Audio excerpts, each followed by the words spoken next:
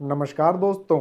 आज की क्लास में हम पढ़ने लग रहे हैं पिछली बार जो हमने अधूरा छोड़ा था, जिसका नाम है यूसेज ऑफ एडवर्ब्स, मतलब कंफ्यूजिंग पेयर्स के बारे में। ठीक है, तो देखते हैं अपने जो पिछली बार अधूरा छोड़ दिया था, जो एक जैसे पेयर्स है ना, उनको आज आगे बढ़ाते हैं हम लोग।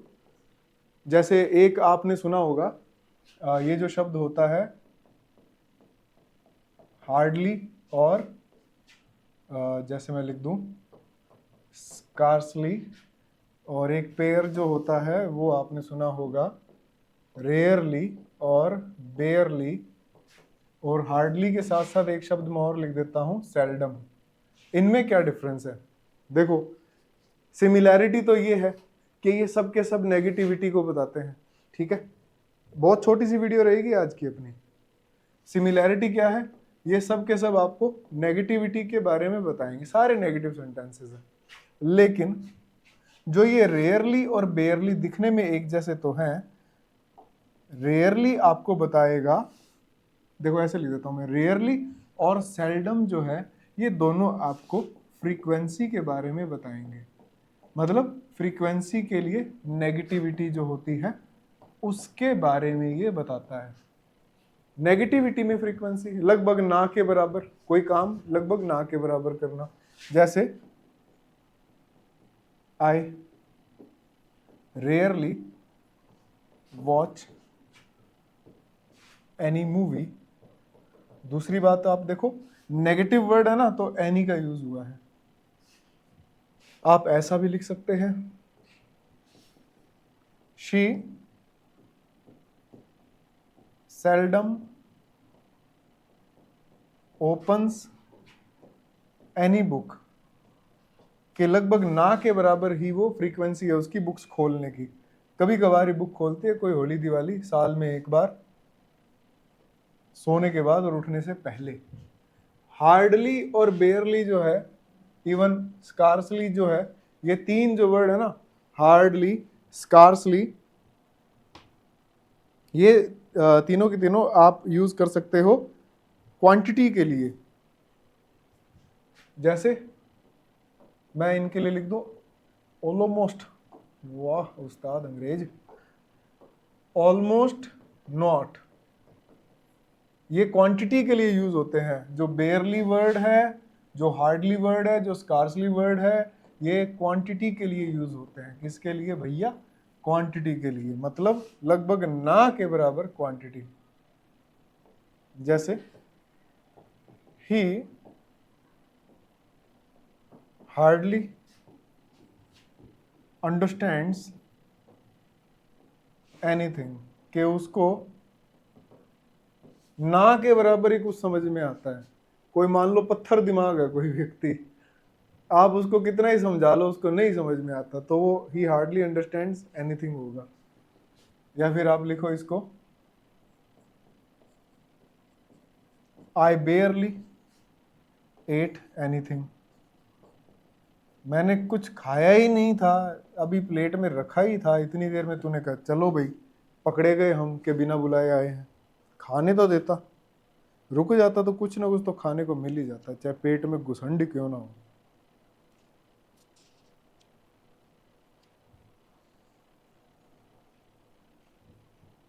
ठीक है, ये समझ गए आप? एक मजेदार बात देखो, मैंने वैसे तो ये हार्डली लिखा, आपने शब्द तो हार्ड भी सुना होगा, तो क्या हार्ड एडजेक्टिव हो जाएगा क्योंकि मैंने इसका एलवाई हटा दिया? तो देखो, ये एडजेक्टिव भी होता है और ये एडवर्ब भी होता है। अगर ये एडवर्ब हुआ तो फिर ये वो है ना, मेहनत से रिलेटेड हो जाएगा, और अगर ये एडवर्ब हुआ तो मेहनत से रिलेटेड हो जाएगा, अगर एडजेक्टिव है तो ये कठोर हो गया। ठीक है, देखो कैसे मैं लिखता हूं कि ही वर्क्स हार्ड, इसका मतलब कि वो मेहनत से काम करता है। ही कंप्लीटेड अ हार्ड टास्क, एक हार्ड टास्क था वो उस भाई ने पूरा कर दिया, ये एडजेक्टिव हो गया। ऊपर वाले में ये एडवर्ब है क्योंकि वर्क्स के लिए आया है। ठीक है,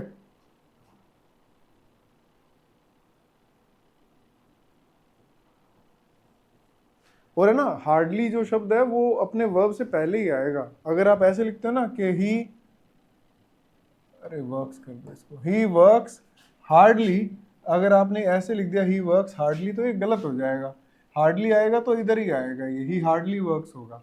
ये और फर्क है इन दोनों में। बहुत कॉमन सी ये एरर है जो एग्जाम में आपको देखने को मिल जाएगी यूजुअली। ठीक है, अच्छा और देखते हैं इसमें।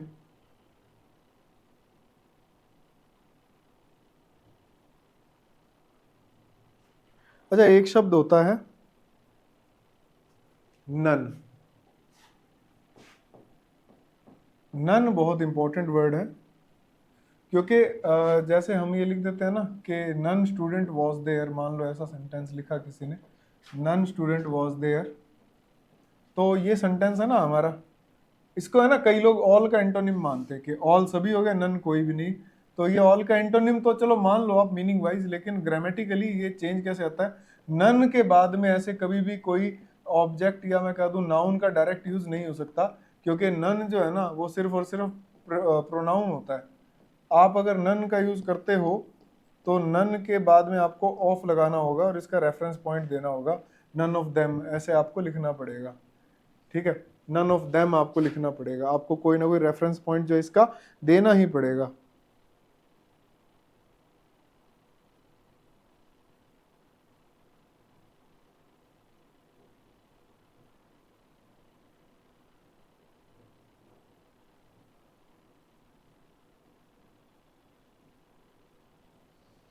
और देखो,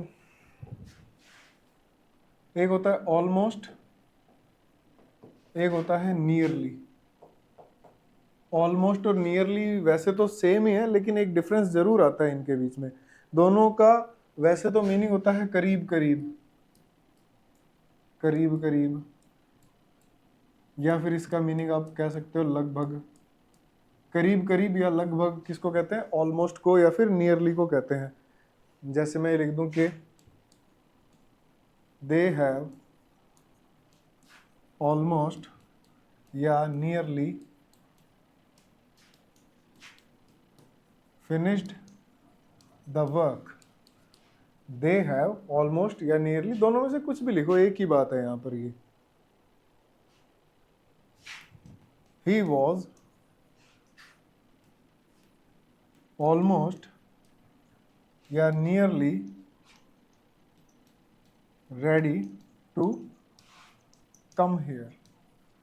दोनों एक ही बात है, आप ऑलमोस्ट लिखो नियरली लिखो करीब करीब, यही मीनिंग है इनका। लेकिन इन दोनों में एक डिफरेंस भी है भैया। देखो नियरली का जो यूज होता है ना वो किसी आप एम की तरफ जा रहे हो, प्रगति कर रहे हो, प्रोग्रेस कर रहे हो, उसके लिए नियरली का यूज कर सकते हो, या नजदीकी बताने के लिए किसी संख्या से। ठीक है, डिफरेंस मैं लिख देता हूं। नियरली का यूज आप कैसे कर सकते हो? किसी संख्या से नजदीकी, कोई संख्या है उससे नजदीकी आपने बतानी है। जैसे देयर वर कर दिया, देयर वर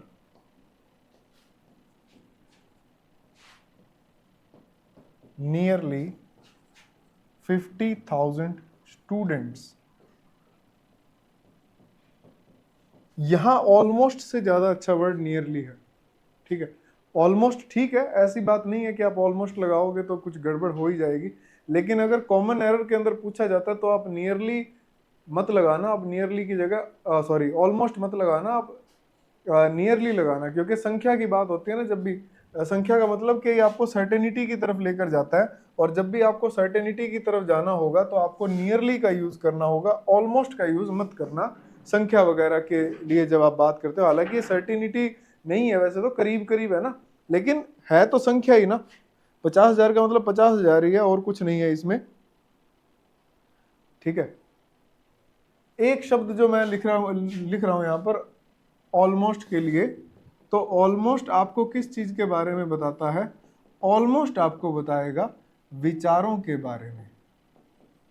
विचार के लिए आप ऑलमोस्ट का यूज करेंगे, तब आप नियरली का यूज बिल्कुल भी मत करना। जैसे अगर मैं ये लिख दूं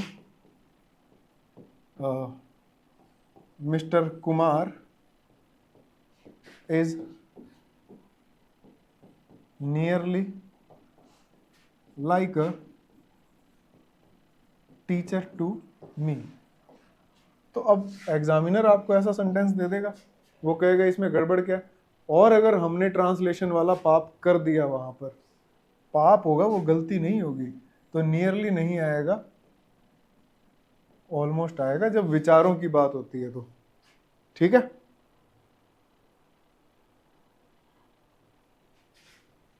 जैसे मैं ये लिखूं,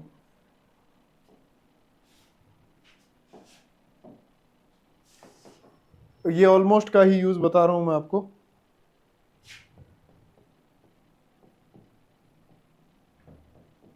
आई ऑलमोस्ट विश दैट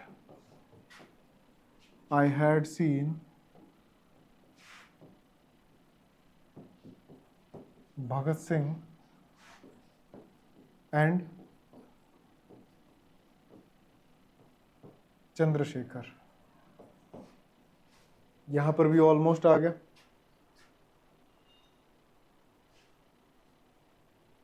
अब यहां पर ये विश आया ना, विश के बाद में आप चाहे दैट लगाओ चाहे ना लगाओ, सेंटेंस में आप इसको एरर मत कर देना। I almost wish that, that चाहे लगाओ चाहे नहीं, I had seen Bhagat Singh and Chandrashekhar. तो इन दोनों ही सेंटेंसेस के अंदर आपको ऑलमोस्ट का यूज करना है, नियरली का यूज आपने बिल्कुल भी नहीं करना है। और देखो ऑलमोस्ट का यूज और कहाँ हो सकता है। अब जो मैं लिख रहा हूं उसमें भी आपको ऑलमोस्ट का ही यूज करना है, नियरली यूज नहीं होगा इनसे पहले। Never, nobody, no one, nothing, anybody, anything, और लिख लो चाहे नन, वगैरह वगैरह। इनसे पहले आपने यूज अगर करना है तो ऑलमोस्ट का करना, नियरली का मत करना। नियरली नहीं आएगा, ये बात आपको याद रखनी है, ये बेहद इंपॉर्टेंट बात है, आप भूलना मत इस चीज को। ठीक है,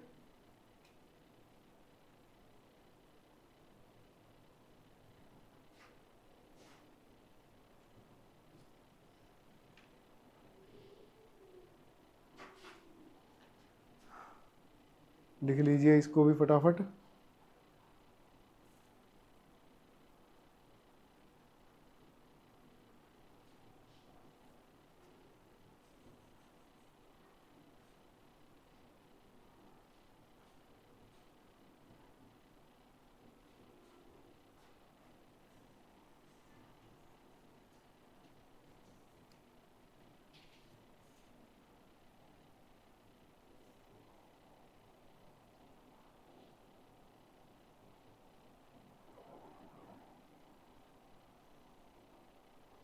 चलिए अब और देखते हैं, क्योंकि अब नेगेटिव वर्ड्स की बात हो ही रही है। देखो एक होता है, आपने सुना है 2+V1। 2+V1 जो होता है उसको बोला जाता है इन्फिनिटिव। ठीक है, अगर आप इस इन्फिनिटिव को थोड़ा सा चेंज कर देंगे या फिर इसके बीच में आपको एडवर्ब लगा देंगे तो इसको बोला जाएगा स्प्लिट इन्फिनिटिव। स्प्लिट इन्फिनिटिव ये क्या होता है, जैसे मान लीजिए मैं लिखता हूं टू अंडरस्टैंड, ये तो हो गया अपना इन्फिनिटिव, नॉर्मली जो हम लोग लिख रहे हैं ये इन्फिनिटिव हो गया। अगर मैं इस इन्फिनिटिव को चेंज करूं थोड़ा सा और इस इन्फिनिटिव को मैं एक स्प्लिट इन्फिनिटिव की फॉर्म में लिखूं तो क्या लिखा जाएगा इसे, टू को और V1 को हम सेपरेट कर देंगे और मैं यहां पर लिख दूंगा टू रियली अंडरस्टैंड। इसको स्प्लिट इन्फिनिटिव कहा जाता है। और ये जो स्प्लिट इन्फिनिटिव है 2+V1 के बीच में आपको हमेशा एडवर्ब का यूज करना है, ये बात याद रखना। ठीक है, नाम चाहे आप याद मत रखो लेकिन आपको काम याद रखना है। जैसे और एग्जांपल मैं लिख देता हूं, आप वो भी नोट कर लेना।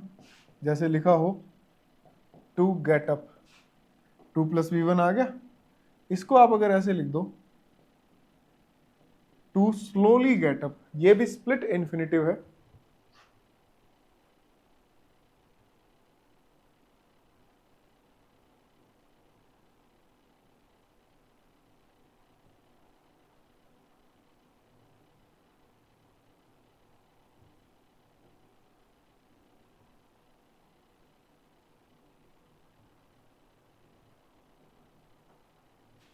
समझे इस चीज को? और आपने ऐसा बोला भी होगा।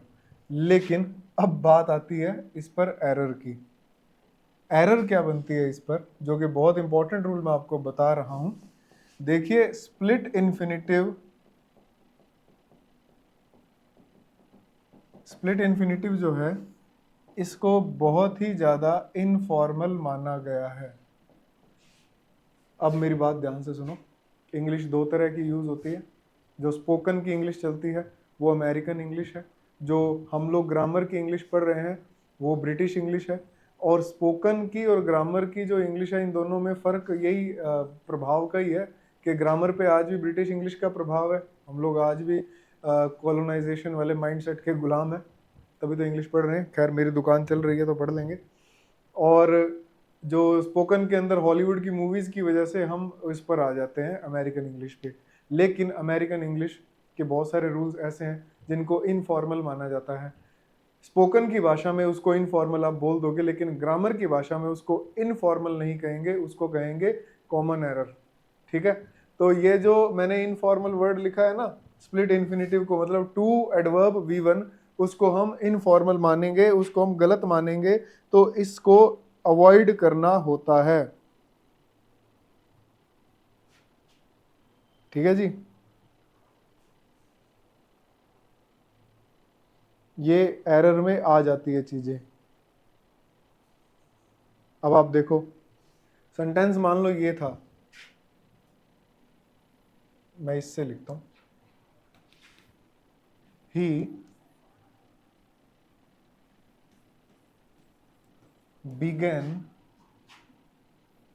to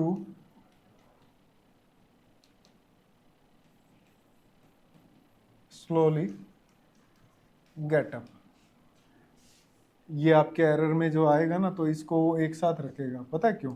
क्योंकि इसका जो सही बनेगा वो ये बनेगा, ही began slowly to get up, ये सही माना जाएगा। ही began slowly to get up, of the floor कर दो या कुछ भी लगा दो, तो इसको सही माना जाता है।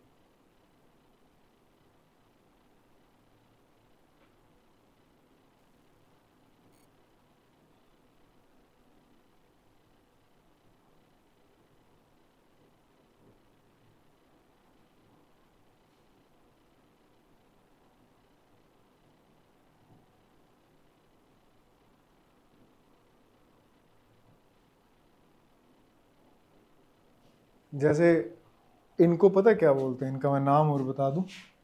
इसको बोला जाएगा absurd sentence. Absurd sentence, absurd का मतलब कि जो बोलने चालने में चीजें चल तो रही है लेकिन वो अटपटी है, अतरंगी है। ठीक है? तो इनको अवॉइड करना है। जैसे मैं और सेंटेंस लिखता हूं, आप और देखना एग्जांपल इसके अंदर। I hoped to immediately reply to your letter कर दो चाहे आप। ठीक है, चलो लिखिए दो, रिप्लाई टू योर लेटर। थोड़ी राइटिंग गंदी है, सही कैसे करें, हाथ बदलवाने पड़ेंगे। लेकिन ये जो मैंने लिखा है ना, ये यहाँ पर लगा, ये गलत है, ये ऐसे बनेगा सही। ठीक है, ये गलत है, ये सही ऐसे करो आप। I hoped to reply to your letter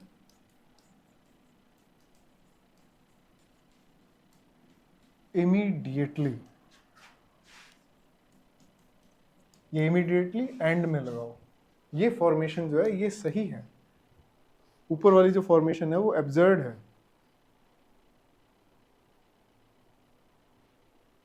जैसे मैं ये लिख दूं, मान लो एक सेंटेंस और लिखें, we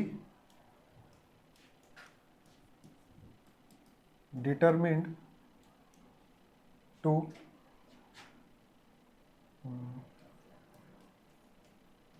at once inform the police।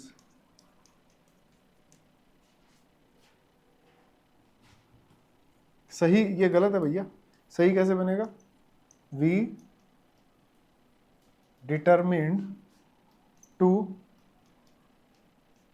Inform the police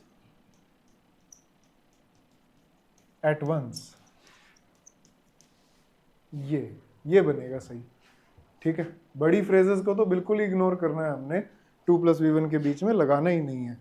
ये भी आपने याद रखना है, बहुत जरूरी चीज है ये वाली भी।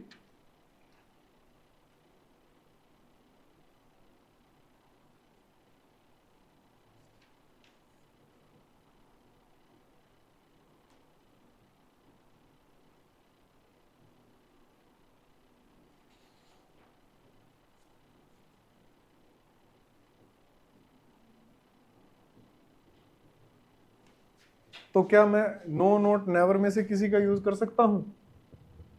जैसे अगर मैं बात करूं नॉट की, किसके साथ में? 2+v1 के साथ। बहुत अच्छा क्वेश्चन बनता है और कई बार एग्जाम में आया हुआ है ये वाला, ऐसा इस तरह का।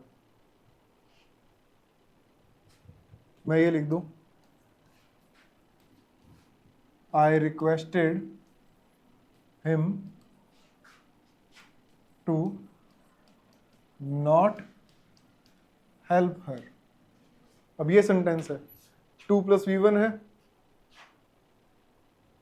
2+v1 के बीच में अगर आप नॉट लगाओगे तो ये हमारा इन्फिनेटिव फिर से स्प्लिट हो गया। तो स्प्लिट इन्फिनेटिव, क्या ये सही है?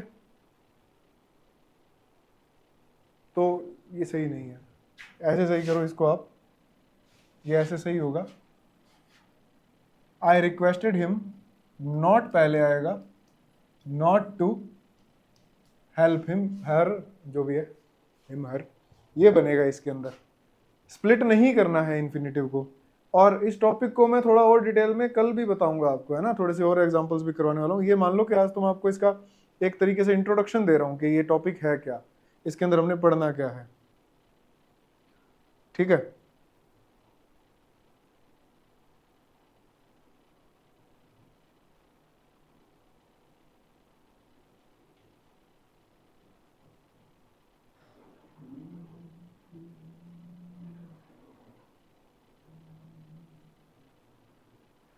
जैसे अगर मैं लिख दूं,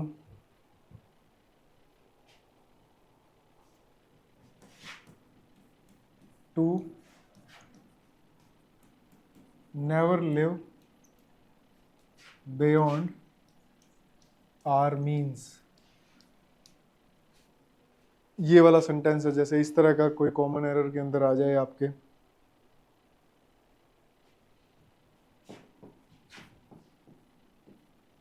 टू ऑलवेज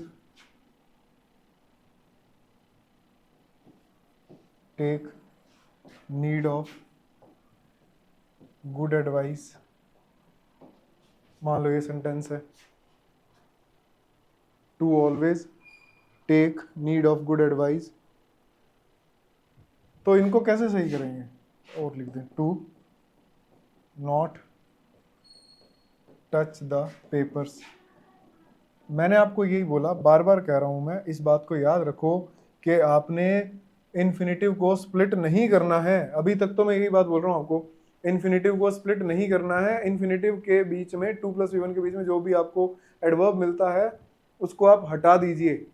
अब जैसे इसके अंदर आपको एडवर्ब मिल गया, पहले 2+v1 के बीच में एडवर्ब है, इसको हटाइए, यहां पर लिखा जाएगा ये ऐसे बनेगा, never to live beyond our means always to take need of good advice, not to touch the papers, ये बनेगा। ठीक है, तो ये आज हमारा, मैंने दो चीज़ें आपको करवाई है इस छोटी सी टाइम पीरियड के बीच में। एक तो आपको वो 2-4 पेयर और बता दिए, पिछली क्लास वाले का ही सेकंड पार्ट मान लीजिए। आज मैंने एक टॉपिक आपको शुरू करवा दिया, कौन सा, स्प्लिट एडवर्ब्स। इसको मैं अगली बार में पूरा करवा दूंगा। ठीक है, नेक्स्ट क्लास में मिलते हैं। कैसी लगी आपको आज की क्लास, ये कमेंट में ज़रूर बताइएगा, कमेंट डब्बे में, कमेंट बॉक्स में। ठीक है, तो अगली क्लास में मिलते हैं। Thank you very much. जय हिंद, जय भारत, वंदे मातरम।